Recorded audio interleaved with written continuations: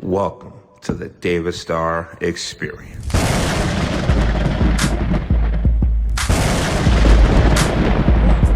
It's over. The Philadelphia Eagles have won Super Bowl 59. They have beaten the Kansas City Chiefs 40-22. It's their second Super Bowl win in 7 years.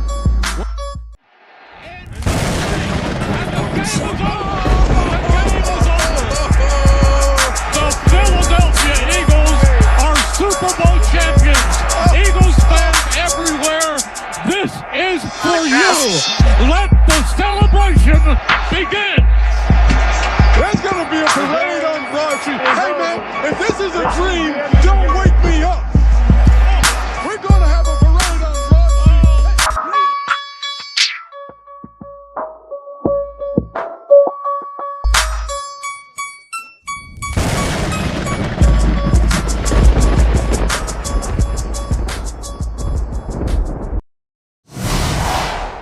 Let's go back to last year. This is Director Kimberly Cheadle, Director of the Secret Service at the time, which is under the Department of Homeland Security.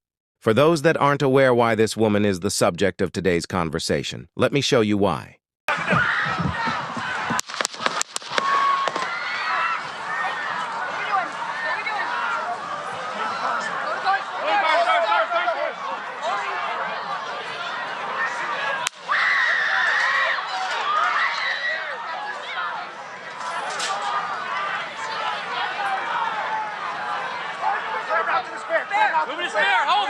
Yep, some guy named Thomas Crooks decided that he would be the one to get rid of the orange monster, but did not succeed in his quest. He was subsequently deleted by Secret Service agents, FBI, Dudley Do Right, and a few other space troopers that got hit up out of here quicker than an Elon Musk rocket hitting orbit. I would be remiss if I didn't mention that. Unfortunately, there was a fatality during this incident where a gentleman who was protecting his family was struck by gunfire and fatally injured. Because of said incident, there were calls for someone to stand before Congress, God, and a few devils to have their royal ass chewing in front of the entire nation on TV for everyone to see. But what happened here was something I've never seen before. This was worse than the Waco debacle. This was worse than Mark Zuckerberg getting his boots rocked by Congress over Facebook. This was unlike any grilling I've seen before. No, hell no. This was a political gang tag team handicap match, a 40-on-1 ass whooping with no referee to call timeout and no one for her to tag in to make a save. They dipped on this woman and had their way with her, and didn't even ask for turns. They just got their names called and went in.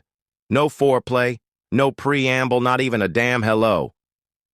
This was a 4-hour-long ass-whipping, Kunta Kinte style. You can feel the lashes on her back by black and white politicians alike. This lady had to be limping out of that room after they got done taking turns whipping her like a government mule. There were some respectable exchanges, but most of them were rather forceful and hostile. These politicians were pissed, and they wanted answers for their burning questions. Better yet, I think the better term for this would be, they wanted their pound of flesh, and they all took it from Director Kimberly Cheadle. Representative Mills of Florida and Representative Miller of Ohio are waived onto the committee for the purpose of questioning the witness at today's hearing. Flag on the play here? Damn dog, y'all had to call in more people to have a turn with this director? It's bad enough you have enough bodies in that room to scare anyone with military stars on their uniform, but you needed more people to make an example out of this lady? That's like the Avengers calling in Superman for backup. Without objection to order. Good morning. Today's hearing is for the American people who are seeking answers about the attempted assassination of President Trump. A little over a week ago, Americans watched in horror as a shooter attempted to assassinate President Donald J. Trump at a campaign rally in Butler, Pennsylvania. I find it funny that they kept referring to him as the president, as if he took the damn oath already. But correct me if I'm wrong, but wasn't he scheduled to appear before court to take his infamous mugshot in New York to face his charges for various crimes that he committed? You're going to hear a lot of this during this hearing. I won't go an entire 4 hours talking about this because that's basically about the length of the Titanic movie, just with no love story about a lot of violence to go around between all of these politicians. Every one of them basically was throwing rocks at the director. Just as a point of clarification, in context, yes, they did ultimately have to subpoena this woman to appear before them to discuss what happened in Butler. But their internal investigation was not completed yet, which is why they tried to delay it. Indeed, DHS and Secret Service's lack of communication with the Oversight Committee required me to issue a subpoena compelling Director Cheadle to attend today, and still DHS requested more time to prepare. It shouldn't take this much time or preparation, Director Cheadle, to tell the truth and to be transparent with the American people. I really hope this man has a background in criminal investigations, because it takes a lot of balls to tell someone how long an investigation should or shouldn't take, especially if you have nothing to contribute to the investigation. I am thankful to the ranking member, Mr. Raskin, for joining me and insisting that Director Cheadle appear today. God knows the ranking member and I disagree on many things, but that does not matter today. The safety of Secret Service protectees is not based on their political affiliation, and the bottom line is that under Director Cheadle's leadership, we question whether anyone is safe. Not President Biden, not the First Lady, not the White House, and certainly not the presidential candidates. The July 13th assassination attempt is one of the darkest days in American political history. It represents the ugliest parts of what American politics has become: hatred of each other and a dangerous turn to extremism. Before we are Republicans or Democrats, we are Americans. If we place our political affiliations above our duty and love of country, we cannot maintain a country. We must ensure our republic is strong, and our republic cannot be strong when our leadership, our elections, our institutions, and our candidates are threatened by extremism and violence. Flag on the play. Where was all this shit on January 6th?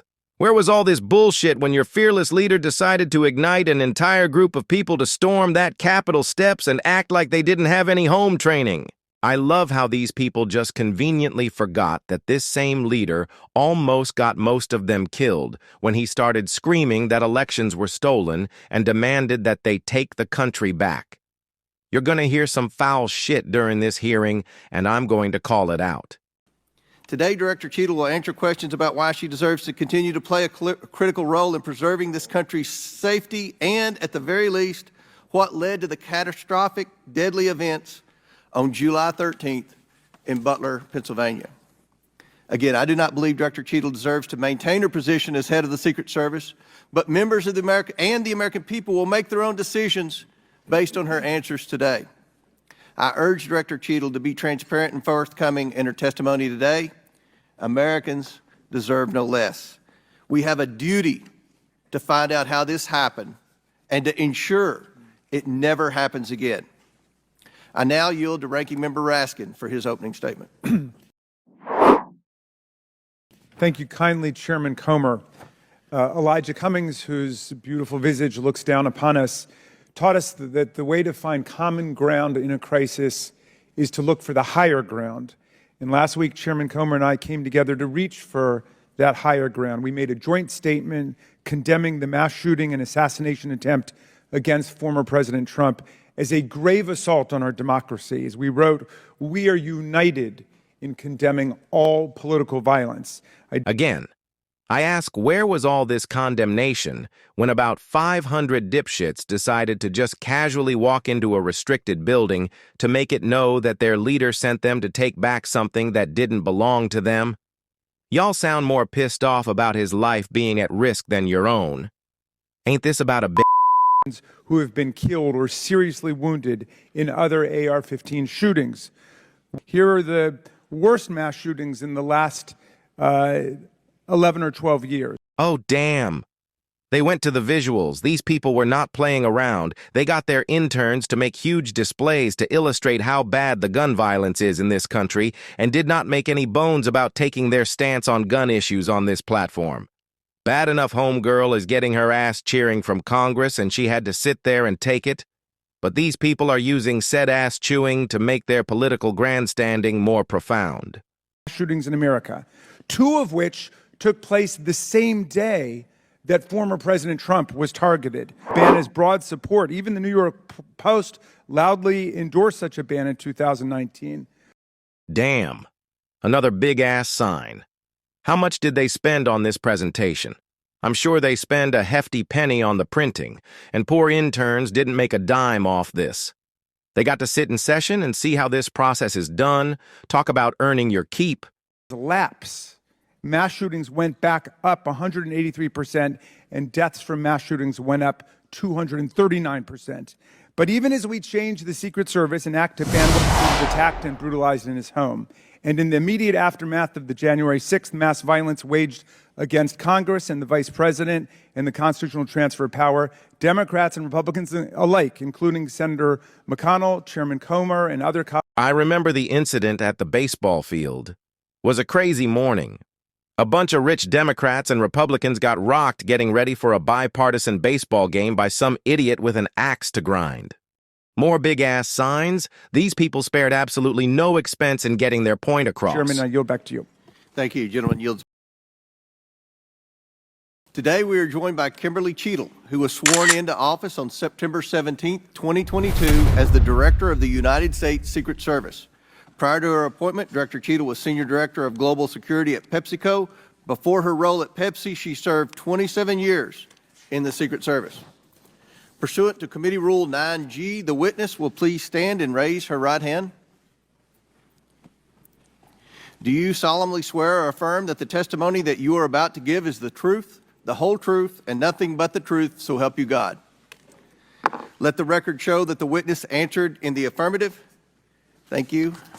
Let's pause for a moment and just take stock of the situation. This woman has no earthly idea what's about to happen to her. Not a clue. She's seconds away from the worst ass whooping known to mankind. And that's putting it mildly. These people have been waiting for days to tear into her, and finally their opportunity has arrived. They don't mince words, and they don't pull punches. To all my Martin fans out there, remember when Martin fought Tommy Hitman Hearns?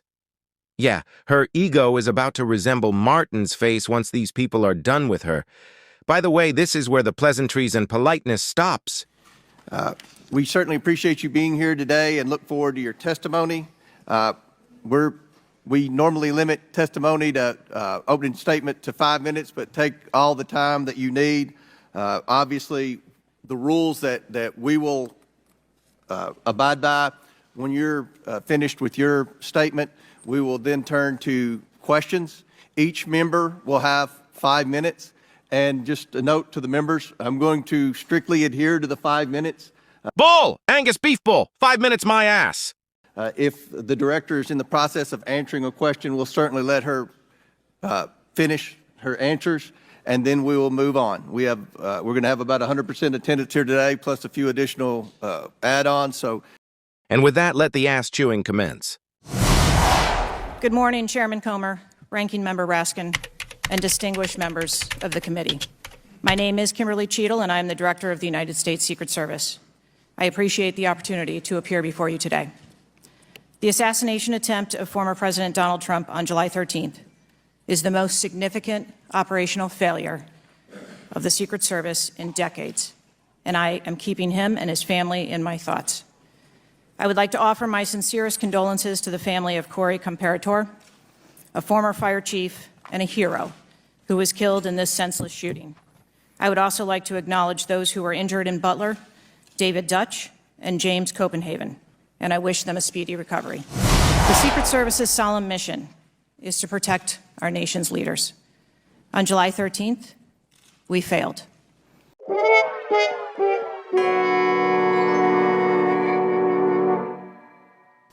Let me state unequivocally, nothing I have said should be interpreted to place blame for this failure on our federal, state, or local law enforcement partners who supported the Secret Service in Butler. We could not do our job without them. We rely on the relationships built over years of working together to secure events and conduct investigations. I will be transparent as possible when I speak with you, understanding, though, at times that I may be limited in providing a thorough response in this open setting due to associated risks with sharing highly sensitive protective methodologies. Let me translate for all those that don't speak bullshit. I will try my best to deflect the questions that will reveal shit that the public isn't supposed to know about. I'm not answering any questions that may lead me to tell y'all shit that we don't know or can't tell you, because we either don't really know or because we can't just be telling all our secrets to the general public like that. That's like telling your grandmother's secret recipe that's been passed down from generation to generation, from grandchild to grandchild, and then you go telling some random girlfriend who was nosing around the kitchen. You just can't be telling everybody what you think they want to hear just because it's in America's best interest. Sometimes we just don't need to know, or in most cases don't give a shit. I do not want to inadvertently provide you today with inaccurate information.